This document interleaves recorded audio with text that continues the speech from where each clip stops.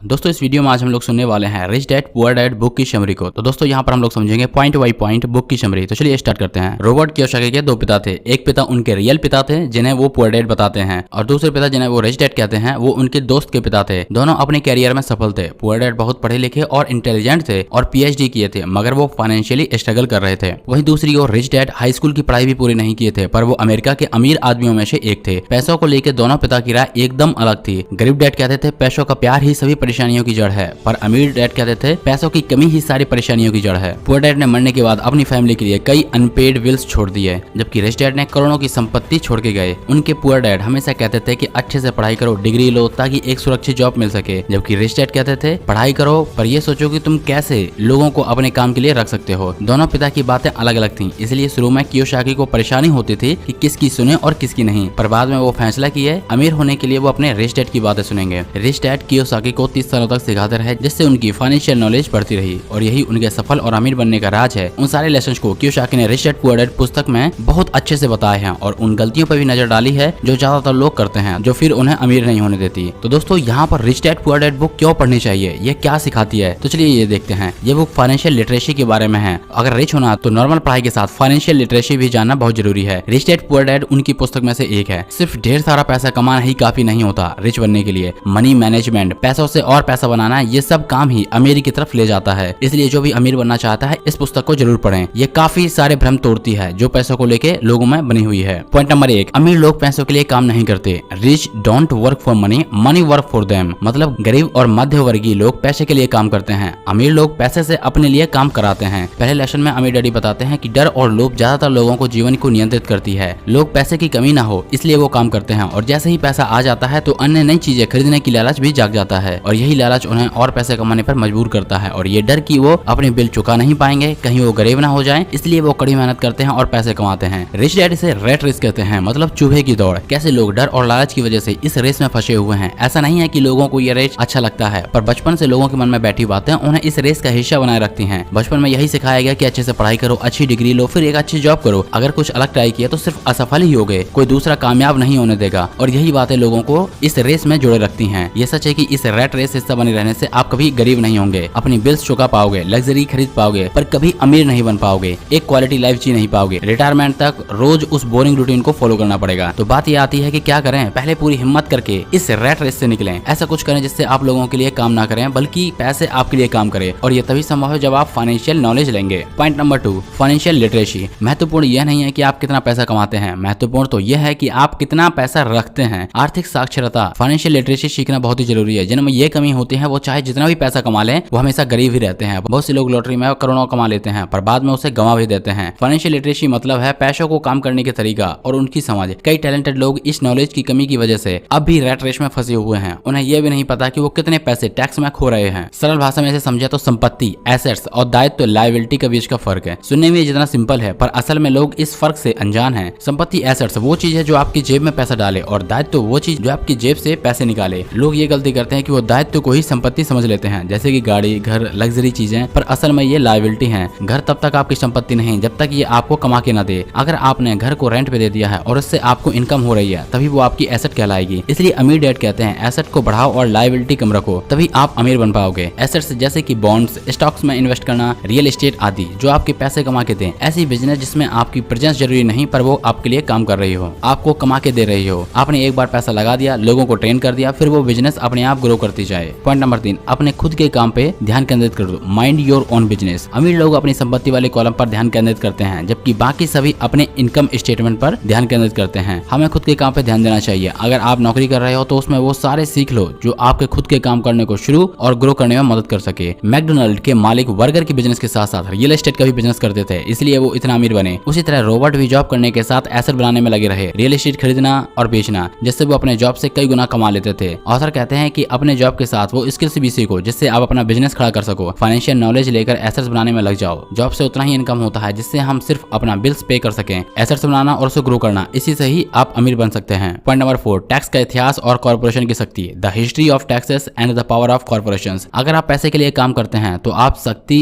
अपने नियोक्ता के हवाले कर देते हैं। अगर पैसा आपके लिए काम करता है तो आप शक्ति अपने पास रखते हैं और उसे नियंत्रित करते हैं। इस लेसन में ऑथर टैक्स का इतिहास बताते हैं। टैक्स की शुरुआत अमीर और गरीब के बीच की गैप को खत्म करने के लिए हुई थी। अमीरों पर टैक्स लगाया जाए और उन पैसों को गरीबों की सुविधा के लिए खर्च किया जाए। पर बाद में मध्य वर्गीय लोगों पर भी टैक्स लागू हो गया, पर अब सिर्फ सरकारी खाते में जो ज्यादा टैक्स जाता है वो मिडिल क्लास फैमिली से ही आता है। अमीर लोग अपनी सूझबूझ और चतुराई से टैक्स देने से बच जाते हैं। अमीर पहले कमाता है फिर खर्च करता है, पर अगर कुछ बच जाता है तब टैक्स पे करता है। पर मिडिल क्लास और अपर मिडिल क्लास लोग पहले कमाते हैं फिर टैक्स भरते हैं और फिर जो बचता है उससे अपना खर्च करते हैं। पॉइंट नंबर 5, अमीर लोग पैसे का आविष्कार करते हैं। The rich invent money. संसार में अक्सर चतुर नहीं साहसी लोग आगे बढ़ते हैं। जितने भी सफल और अमीर लोग हैं जैसे कि Bill Gates, Dhirubhai Ambani, Jeff Bezos, वो सब अपॉर्चुनिटी को पहले देखे और इसी का इस्तेमाल करके आगे बढ़े। मार्केट में क्या डिमांड है, लोगों को क्या चाहिए, वो चीजों को देखें और अपना आइडिया लगाकर उस जरूरत को पूरा करें, फिर यही चीज आपको कामयाब बनाएगी। इसलिए साहसी लोग अपने रिवोल्यूशनरी आइडिया को लगाकर मनी को इन्वेंट करते हैं। पॉइंट नंबर 6, सीखने के लिए काम करें, पैसे के लिए काम ना करें। Work to learn, don't work for money. नौकरी की सुरक्षा गरीब डैडी के लिए सब कुछ थी, सीखना अमीर डैडी के लिए सब कुछ था। कोई भी आइडिया तभी काम करती है जब उस पे एक्शन लिया जाए, उस पे अच्छी नॉलेज लिया जाए। आर्थर अपने जीवन में कई तरह के काम करते रहे जिससे उन्हें हर क्षेत्र में नॉलेज मिलती रही और यही उन्हें एक सफल व्यवसाय बनाने में मदद भी की। इसलिए सिर्फ मंथ के आखिर में मिलने वाली सैलरी के लिए काम न करें, बल्कि कुछ सीखने के लिए काम करें। अलग अलग फील्ड की नॉलेज लें और उन फील्ड्स के एक्सपर्ट्स के साथ जुड़ें, उन्हें अपने काम के लिए रखें, जो फिर आपका काम ग्रो करने में मदद करेंगे। तो दोस्तों यहाँ पर हम लोगों ने सुना रिच डैड पुअर डैड की समरी। तो यहाँ पर इसके जो वही पॉइंट्स हैं मैं फिर से आपको बोलने वाला हूँ, तो उसको ध्यान से सुनिएगा। पॉइंट नंबर 1, फाइनेंशियल नॉलेज, आर्थिक साक्षरता लें। पॉइंट नंबर 2, एसेट्स बनाएं। अमीर लोग लग्जरी बाद में खरीदते हैं, पहले वो एसेट्स बनाने में जुट जाते हैं, उससे मिले पैसों से फिर लायबिलिटी खरीदते हैं। पॉइंट नंबर 3, सबसे पहले खुद को पे करें और उन पैसों को इन्वेस्ट करने में लगाएं जिससे कि आपकी एसेट्स बढ़ेगी। पॉइंट नंबर 4, पैसों से जुड़े डर को हैंडल करना सीखें। पैसों के मामले में सक्सेस इस बात पर निर्भर करती है कि हम अपने डर को कितने अच्छे से संभाल पाते हैं। बहुत सारे लोग कई अच्छी अपॉर्चुनिटी को गवा देते हैं क्योंकि उन्हें रिस्क लेने से डर लगता है। पॉइंट नंबर 5, सेलिंग स्किल्स सीखें। कई टैलेंटेड लोग पिछड़े रह जाते हैं क्योंकि उन्हें अपनी कला बेचने का स्किल्स पता नहीं होता। कई लोग अपने मार्केटिंग टेक्निक्स से साधारण चीज को असाधारण बनाकर मशहूर कर देते हैं। पॉइंट नंबर 6, सबसे बड़ा एसेट्स आपका मस्तिष्क है, उसकी एबिलिटी को बढ़ाएं। अच्छी स्किल्स और नॉलेज से ये कभी ना कहें कि मैं यह नहीं कर सकता। जब हम कहते हैं कि मैं यह नहीं कर सकता तो दिमाग उसके बारे में सोचना बंद कर देता है। खुद से पूछे मैं ये कैसे कर सकता हूँ, तभी आपका दिमाग नए नए आइडिया ढूंढेगा, अपॉर्चुनिटी को पहचानेगा और उस पर एक्शन लेगा। खुद पे बिलीव करें। दोस्तों इस वीडियो में हम लोगों ने सुना